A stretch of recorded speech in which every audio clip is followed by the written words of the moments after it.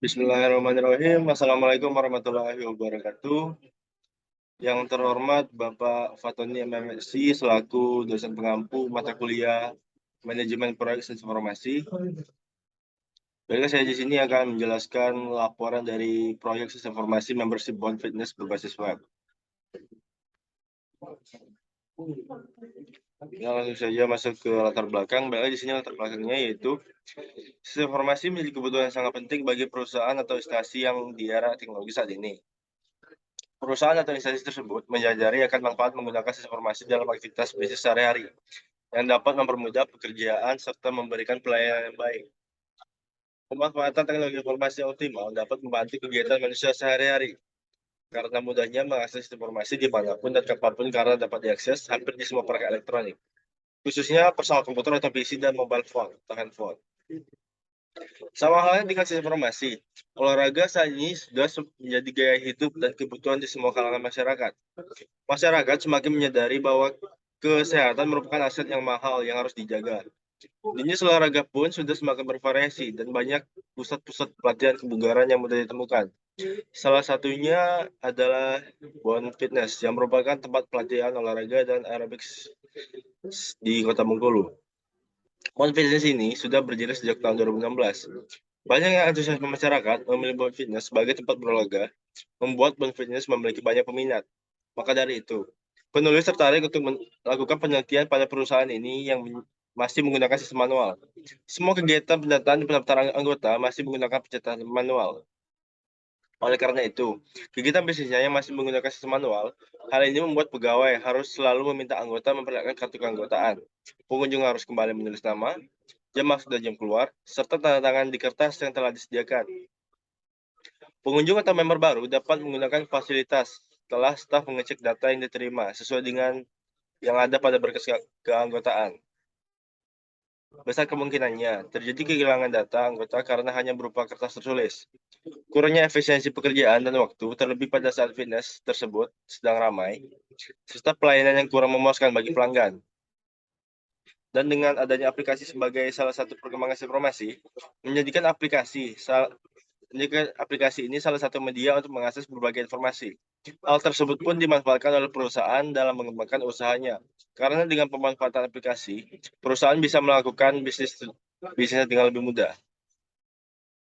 Dan untuk tujuan proyek ini pun, yaitu yang pertama itu ada merancang sistem informasi untuk mempermudah keanggotaan.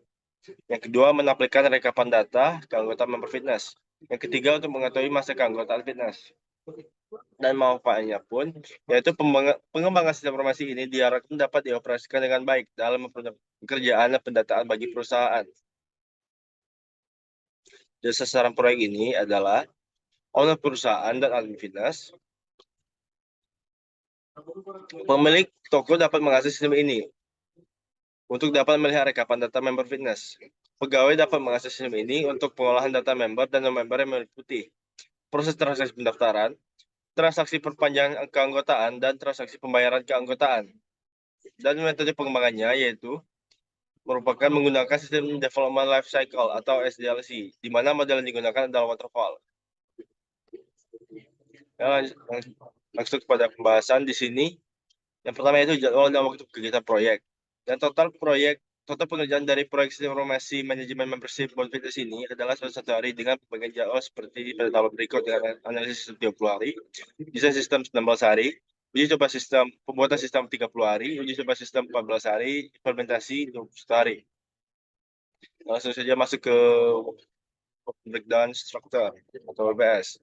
Di sini, proyek informasi membership bond fitness terbagi menjadi 5 tahapan. Yang pertama yaitu pada poin 1.0 yaitu analisis sistem, dan poin 2.0 yaitu desain sistem, dan poin 3.0 yaitu pembuatan sistem, dan poin 4.0 yaitu uji coba sistem.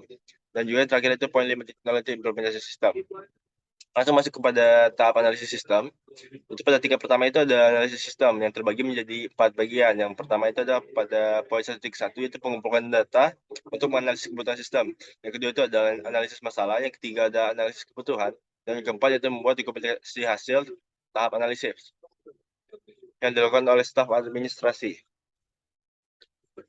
Itu lanjut pada tingkat 3 yaitu pembagian dari poin titik 1.1 yang dimana merupakan pengumpulan data untuk menganalisis kebutuhan sistem terbagi menjadi 5 bagian, 5 tahapan. Yang pertama yaitu pada poin 1.1 yaitu menyiapkan daftar pertanyaan wawancara yang dilakukan oleh staf administrasi. Dan yang kedua yaitu membuat jadwal wawancara yang dilakukan oleh staf administrasi. Yang ketiga yaitu yang ketiga yaitu melakukan observasi terhadap fitness yang dilakukan oleh staf administrasi. Dan yang keempat yaitu melakukan wawancara dengan pihak fitness yang dilakukan oleh staf administrasi dan project manager. Dan yang kelima yaitu membuat dokumentasi hasil wawancara yang dilakukan oleh staf administrasi. Jadi kembali pada tingkat 2 yaitu pada poin analisis masalah yang terbagi lagi menjadi 5 tahapan. Yaitu yang pertama itu pada poin 1.2.1 yaitu membuat flowchart dari proses bisnis yang sedang berjalan yang dilakukan oleh business analyst. Dan yang kedua yaitu mengidentifikasi masalah dari flowchart proses bisnis yang sedang berjalan yang dilakukan oleh business analyst dan project manager. Dan yang ketiga yaitu mengidentifikasi sebab akibat dari masalah yang sedang ada dan dilakukan oleh business analyst, project manager. Yang keempat yaitu menentukan metode desain dari masalah yang ada yang dilakukan oleh business analyst dan project manager. Dan kelima yaitu membuat dokumentasi hasil analisis masalah yang dilakukan oleh staff administrasi. Kita kembali kepada poin kedua tadi, itu pada poin ke 1.3 itu analisis kebutuhan yang terbagi menjadi 5 tahapan lagi. Dan yang pertama yaitu mendefinisikan kebutuhan fungsional sistem yang akan dikembangkan yang dilakukan oleh business analyst dan juga sistem analis. Yang kedua yaitu mendefinisikan kebutuhan non-fungsional dari sistem yang akan dikembangkan yang dilakukan oleh sistem analis dan business analis. Dan yang ketiga yaitu menentukan user yang akan berinteraksi dengan sistem yang dilakukan oleh sistem analis. Dan yang keempat yaitu membuat proses bisnis sistem yang akan dibangun dengan diagram flowchart yang dilakukan oleh business analis. Dan yang kelima yaitu membuat dokumentasi hasil analisis kebutuhan yang dilakukan oleh staf administrasi. Dilanjut kepada tahap desain sistem. Di sini tahap desain sistem terbagi menjadi 5 tahapan, yaitu yang pertama yaitu pada poin 2.1 yaitu desain DFG sistem, yang kedua yaitu desain ERG sistem, yang ketiga yaitu desain infrastruktur dan jaringan dan server, yang keempat yaitu desain user interface system, yang kelima yaitu membuat dokumentasi hasil desain sistem yang dilakukan oleh staf administrasi. Dan kembali pada poin 2.1 yang terbagi menjadi 2 tahapan, yaitu yang pertama ada membuat rancangan DFG yang dilakukan oleh sistem analis. Dan yang kedua yaitu membuat dokumentasi hasil rancangan DFG yang dilakukan oleh staf administrasi. Selanjutnya kembali lagi kepada tingkat 2 yaitu pada tahap desain DFG sistem terbagi menjadi 2 tahapan. Yang pertama yaitu membuat rancangan DFG yang dilakukan oleh sistem analis. Dan yang kedua yaitu membuat dokumentasi hasil rancangan DFG yang dilakukan oleh staf administrasi. Dan selanjutnya kembali kepada tingkat 2 tadi, yaitu pada tahap desain infrastruktur dan jaringan dan server yang terbagi menjadi 2 tahapan. Yang pertama yaitu membuat rancangan jaringan dan server interface yang dilakukan oleh sistem analis, dan juga yang kedua itu membuat dokumentasi hasil rancangan DFG yang dilakukan oleh staf administrasi. Selanjutnya kembali pada poin tingkat 2 yaitu pada poin 2.4. Yaitu desain user interface system yang terbagi menjadi 2 tahapan. Yang pertama yaitu membuat rancangan desain interface tiap fitur dari sistem yang dilakukan oleh UI UX designer. Dan yang selanjutnya yaitu membuat dokumentasi hasil akhir dari desain interface yang dilakukan oleh staf administrasi. Selanjutnya itu pada tahap pembuatan sistem. Di sini tahap pembuatan sistem terbagi menjadi 5 tahapan. Yang pertama yaitu membuat program back-end dari sistem yang dilakukan oleh back-end developer. Dan yang kedua yaitu membuat program front-end dari sistem yang dilakukan oleh front-end developer. Dan yang ketiga yaitu membuat database sistem yang dilakukan oleh database administrator. Yang keempat yaitu melakukan integrasi secara keseluruhan. Dan terakhir yang kelima yaitu membuat dokumentasi hasil pembuatan sistem yang dilakukan oleh staf administrasi. Dan selanjutnya pada tahap uji coba. Pada tingkat pertama, uji coba sistem yang terbagi menjadi 4 tahapan, yaitu yang pertama yaitu uji coba alpha set testing pada sistem, dan yang kedua itu uji coba beta testing. Dan yang ketiga yaitu melaksanakan rapat untuk hasil evaluasi yang dilakukan oleh staf administrasi dan project manager. Yaitu yang keempat yaitu membuat dokumentasi hasil uji coba sistem yang dilakukan oleh staf administrasi. Kembali pada tingkat 2 tadi, pada poin pertama itu uji coba alpha testing pada sistem yang terbagi menjadi 2 tahapan. Yang pertama yaitu melakukan uji coba alpha testing pada sistem yang dilakukan oleh quality assurance. Dan yang kedua itu membuat dokumentasi hasil uji coba alpha testing pada sistem yang dilakukan oleh staf administrasi. Selanjutnya kembali lagi kepada tahap tingkat kedua yaitu poin kedua yaitu uji coba beta testing pada sistem yang dilakukan terbagi menjadi 2 tahapan. Yang pertama yaitu melakukan uji coba beta testing pada sistem yang dilakukan oleh quality assurance. Dan yang kedua yaitu membuat dokumentasi hasil uji coba beta testing pada sistem yang dilakukan oleh staf administrasi. Misalnya itu masuk kepada tahap terakhir atau implementasi sistem yang terbagi menjadi 5 tahapan. Yang pertama itu ada pengadaan perangkat pendukung, yang kedua itu ada melakukan instalasi sistem informasi membership Bound Fitness, yang ketiga itu implementasi sistem informasi membership Bound Fitness, dan keempat yaitu membuat dokumentasi hasil implementasi sistem yang dilakukan oleh staf administrasi, dan yang terakhir yaitu tahap terakhir yaitu rapat evaluasi akhir dari penutupan proyek sistem informasi membership Bound Fitness yang dilakukan oleh project manager, staf administrasi, smart programmer, dan data administrator. Kembali kepada tingkat 2 tadi, itu adalah turunannya itu pada poin 5.3, tepatnya implementasi sistem informasi membership Bound Fitness. Selanjutnya itu pada poin 5.3.1 yaitu training user system informasi membership Bound Fitness yang dilakukan project manager dan staf administrasi. Sekian untuk WBS-nya. Masuk kepada organisasi tata kelola sumber daya manusia. Berikut pada diagram berikut dapat dilihat pembagian dari project manajernya dengan stafnya yaitu staf administrasi dan juga ketujuh tenaga ahlinya yaitu ada sistem analis, business analyst, data administrator, quality assurance, back-end developer, front-end developer, dan UX designer.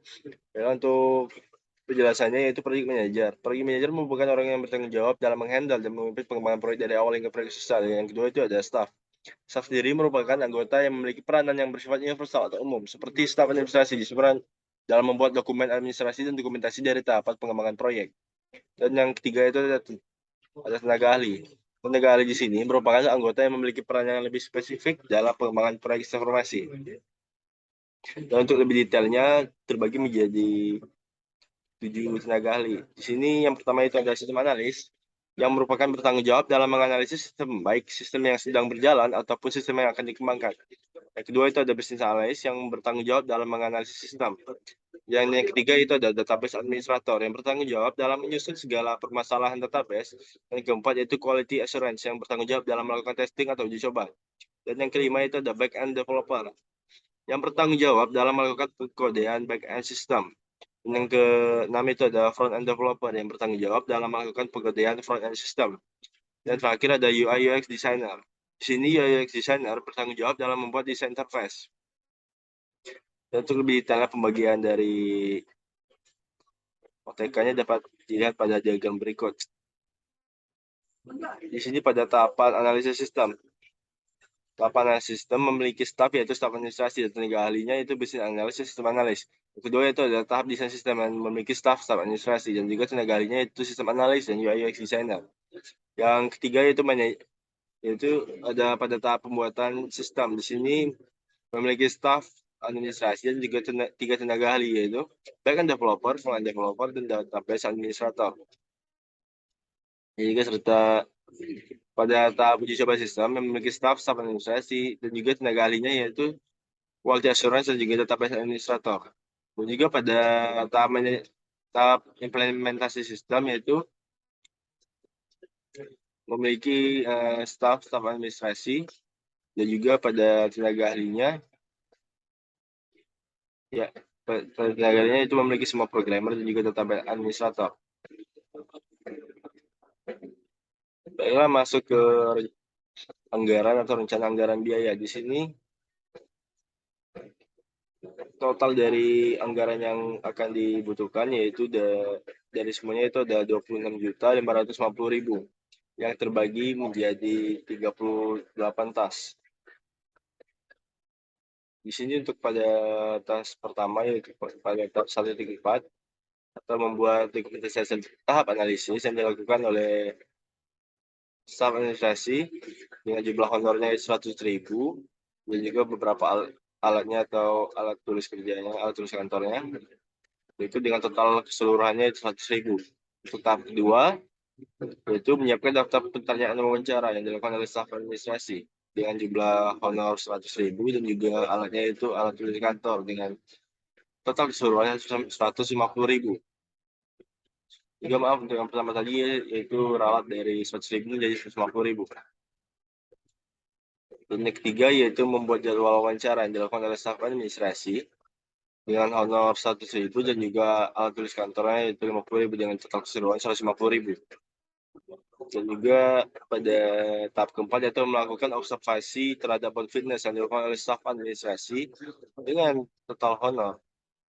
Dengan total jumlah 2 orang dan juga honornya yaitu total 200.000 dengan peralatannya itu alat tulis kantor dan juga alat perekam. Di sini juga memiliki biaya perjalanan dengan sewa mobil 500.000 dengan total keseluruhan anggarannya yaitu 750.000. Baiklah untuk selengkapnya dapat dilihat pada tabel berikut. Untuk lebih detailnya dengan total tas mencapai 38 tas dapat dilihat pada tabel di lampiran. Sampai 38 tas.